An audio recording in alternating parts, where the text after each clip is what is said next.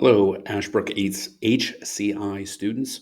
We're quickly approaching our time on campus.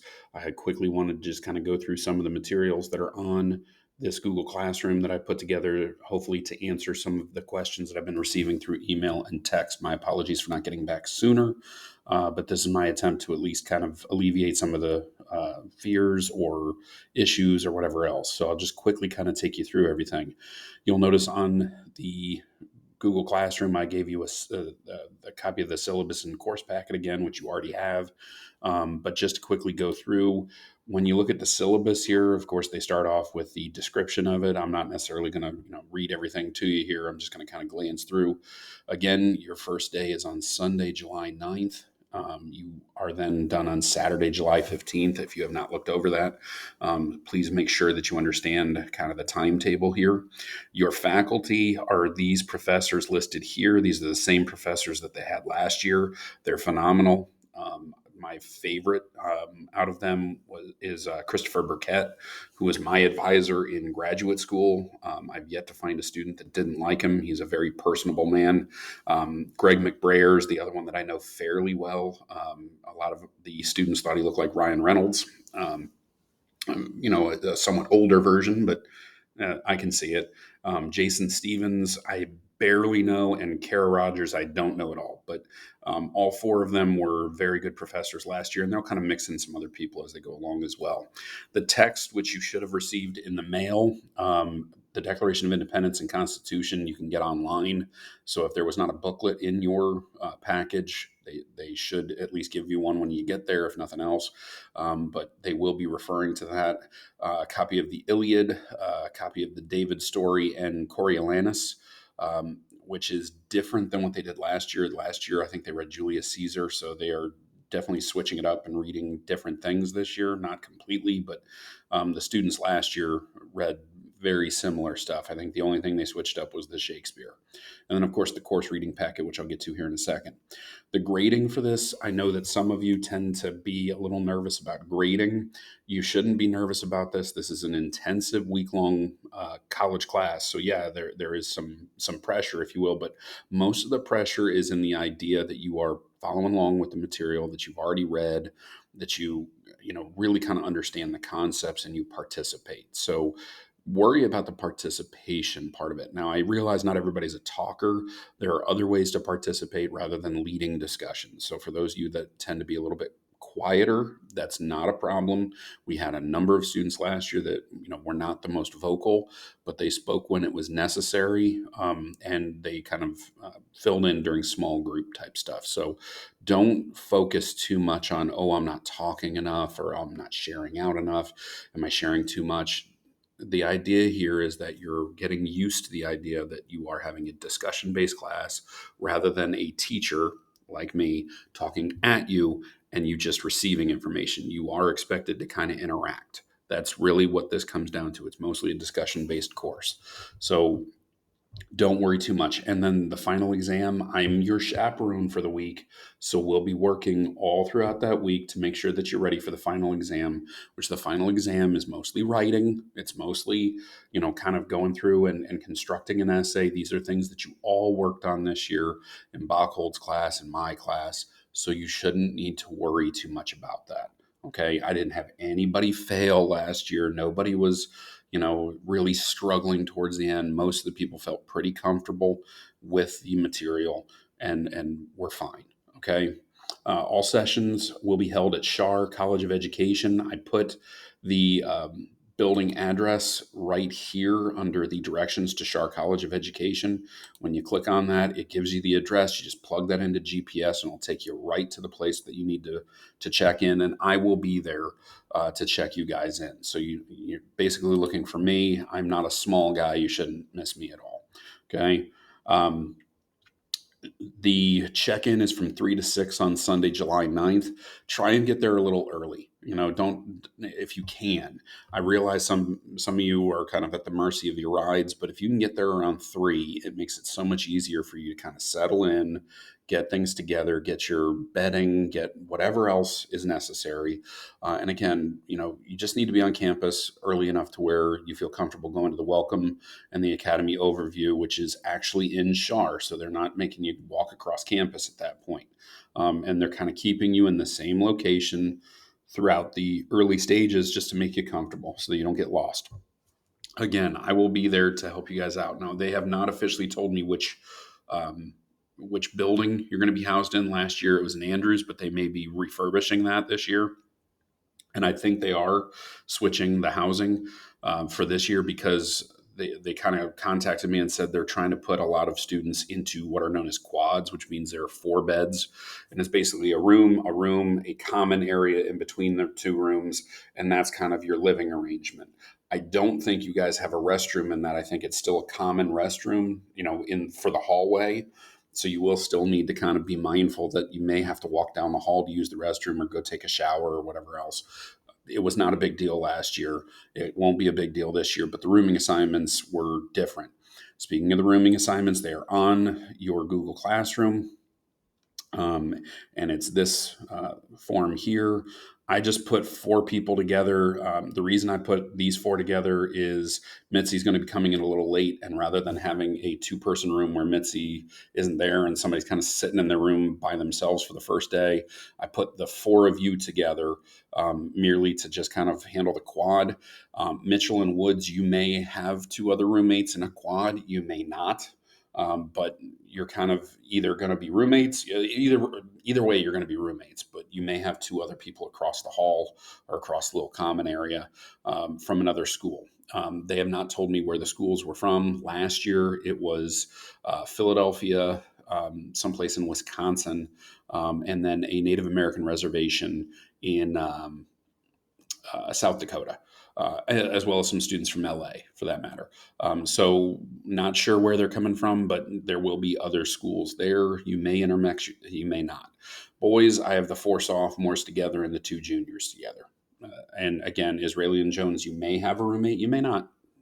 You may just be in a dual occupancy room. But again, that's kind of where you're going to be. Again, all food is provided for, so you don't have to worry about packing food or anything like that. You can if you want to worry about like, hey, I wanted some snacks or something, but you're not going to starve. If you starve at Ashbrook, it's kind of your own fault for not eating, bigger meals, if you will, at the dining facility. You do have a session that, first day in the evening, and they are asking you to have these readings here read and ready to go. All of them are in the little booklet that, contains the Declaration and the Constitution. So when they're saying, hey, we want you to have things read beforehand, they do want you to have things read. These are your copies, so you can highlight them. You can plaster all kinds of little Post-it notes everywhere, but they do want you to read, okay? They give you free time and study time, but you and I both know you're not going to be able to read an entire book in an hour the night before. Okay. It's just not going to happen. So please make sure that you're trying to at least familiarize yourself. And I realize these are tougher books. Okay. The David story did trip some people up last year. Some people weren't used to reading things like the Iliad. And of course, reading Shakespeare is not easy. So try and at least familiarize yourself with it. Look for some supplementals on them online. Be a college student, if you will. That you go above and beyond to make sure that you at least understand what these texts are trying to get across. Breakfast, of course, the next morning is in the Convocation Center. I will explain this all to you when you get on campus. So it make way more sense when I actually show you where things are. Okay. Your first class session, you're going to talk about the Iliad. And again, on that Monday, you need to have the book number 1 for the Iliad read for that morning session, and then book 6.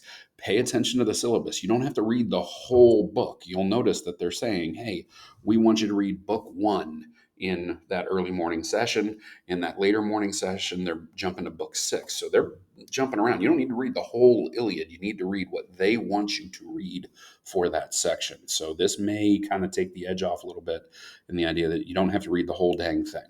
Okay. Lunch, you then go to the convocation, then they're going to do a campus tour that usually is thrown back onto your trusty chaperones. So it's either me or there is a other lady. The female chaperone is from a school in that area. I worked with her last year. Looking forward to working with her again. But again, campus tour will probably be handled by one of us. Study time after that, again, sometimes study time is you just need a little bit of a break. Sometimes study time is you want to go back to the dorm and take a nap. Other times you're going to hang out in the common area and just chill with people from around the country or people from Northwest. It's totally fine.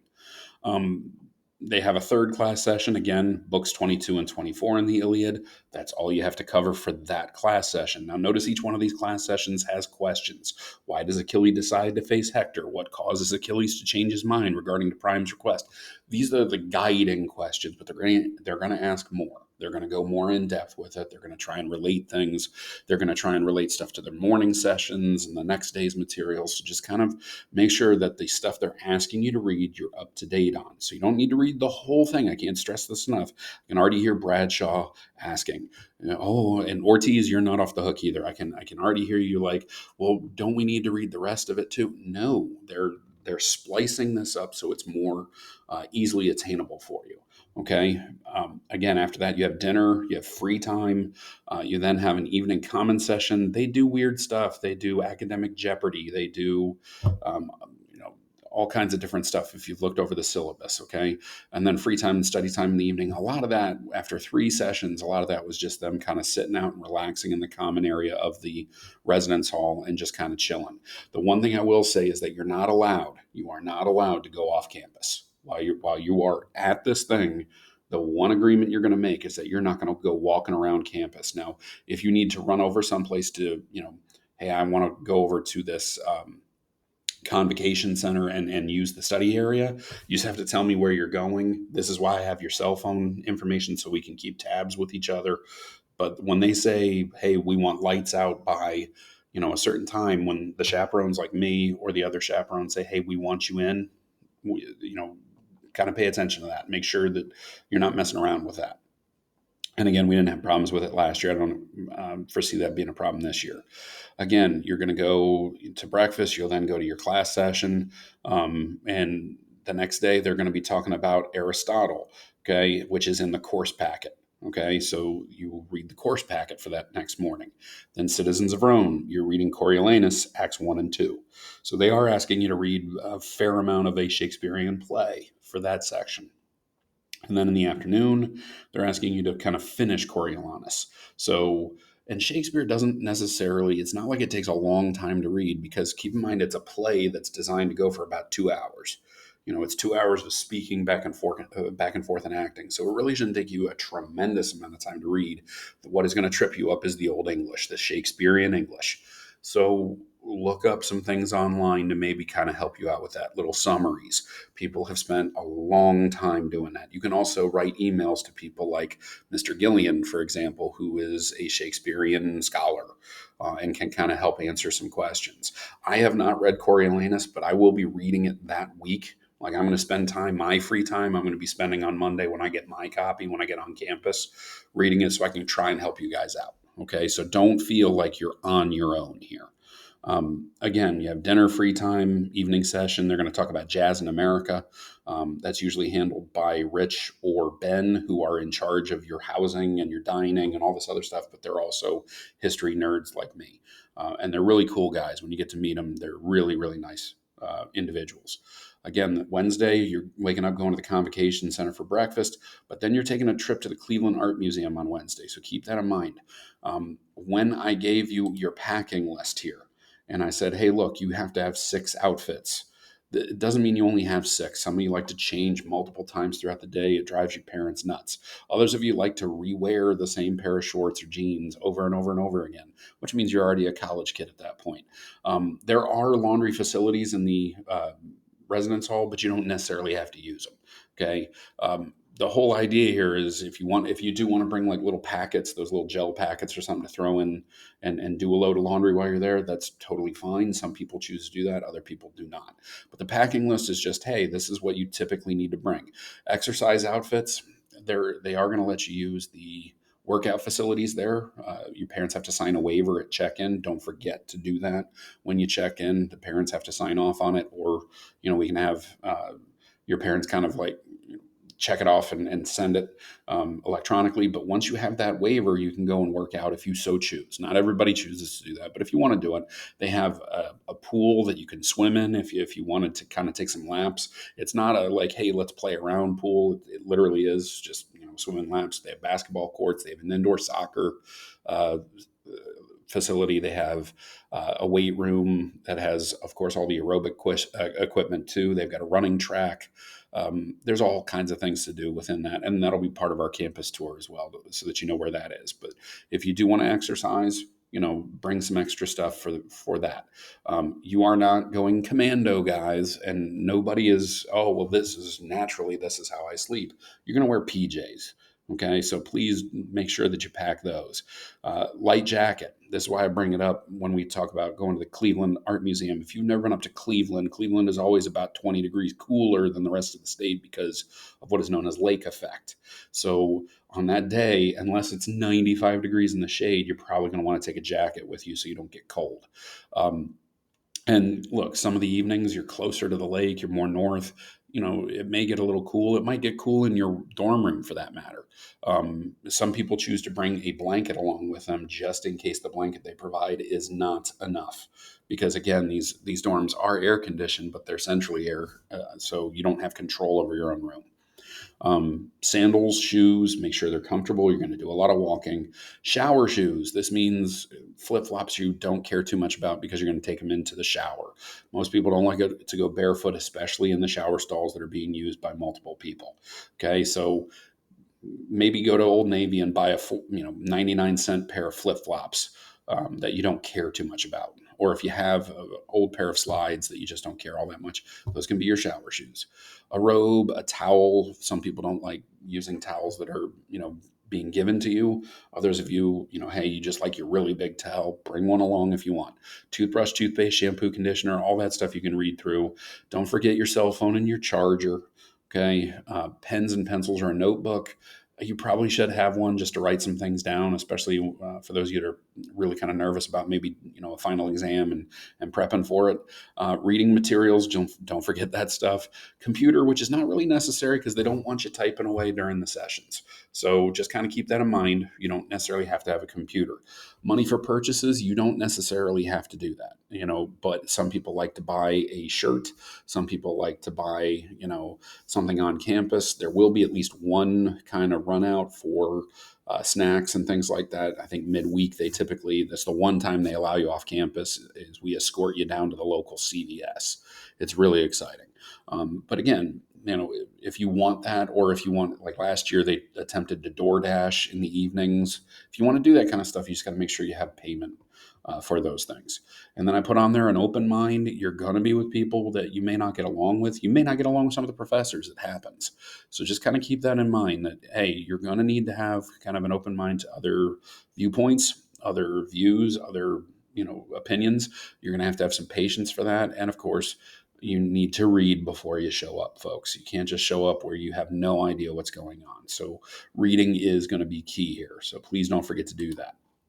Again, we go up to Cleveland for the art museum. That was a good trip. A lot of people, the students really enjoyed that last year. I did too. It's an interesting museum to walk around. And they're going to be talking about the art. So Wednesday is kind of an easy day, really, because there's no reading involved. You're actually looking kind of at the old Greek and Roman stuff that you've been talking about all week already. Okay. So that afternoon session when we get back will be all about Western art. Then they're going to go to dinner, free time. You're going to have a thinking about college. This is where they put on the big, hey, come to Ashland, or, be successful. Come on up. It's again, it's a sales pitch, but it's not too bad. And you can ask any questions about kind of the college process. Then you have free time, study time in the evening. Thursday, you wake up, you're going to talk about the David story. And again, you're not talking about the whole book. They're taking samplings out of these books. You'll notice that you're talking about 1 Samuel verses 18 through 31, 2 Samuel verses 1 through 24.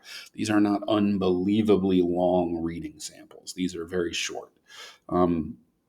And then in the afternoon, they're giving you kind of a study session where you can ask a professor a question. For those of you, especially those of you that are worried about the final exam, it's time for you to go in and talk to Burkett or McBrayer and kind of get some things squared away.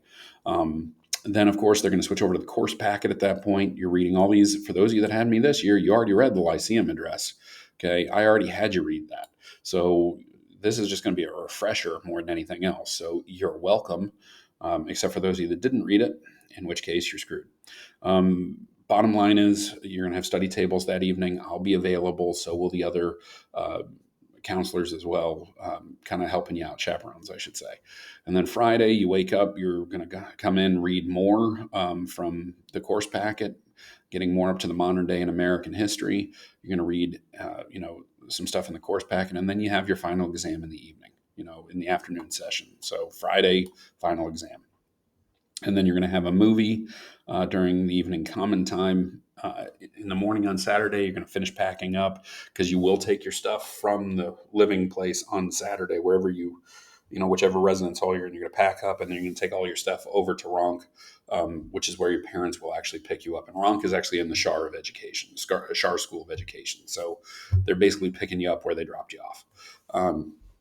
And again, we're going to be, a class session there where they're going to talk about liberal education. And by that point, you'll understand exactly what that means because they're all building up towards it. They'll feed you. They'll kind of have a little final session where they say goodbye. And then they're going to talk about the remaining, things to do for the Ashbrook Academy, which is mostly just kind of like rating it, giving some feedback, whatever else. And then you depart the Ashbrook Academy. Okay. Again, you have a course packet. I always print these out, but I understand that printers are not the easiest thing in the world to get to. But bottom line is they have all this, all this stuff available to you and again, you have it on the computer, so you can do it that way. Either way, it's fine. You can put it on a tablet. I would not try and read it off your cell phone. That's a little rough. Okay. But bottom line, that hopefully answers all the questions. Pay attention to the syllabus when it comes to the readings. I understand I've gone over that and beat that to a bloody pulp here, but just make sure that you're paying attention to that. You don't have to read the whole thing. You're splicing it out and reading what you need to for the course sections, and pay attention to the guiding questions. If you don't even know what the guiding question is asking, then you need to go back and read again. But if you're kind of like, no, I kind of understand where they're going with these guiding questions, then you're okay. You get what it's trying to get across. Okay. Again, if you have questions, let me know. Hopefully this kind of alleviates any fears or confusion about all this stuff.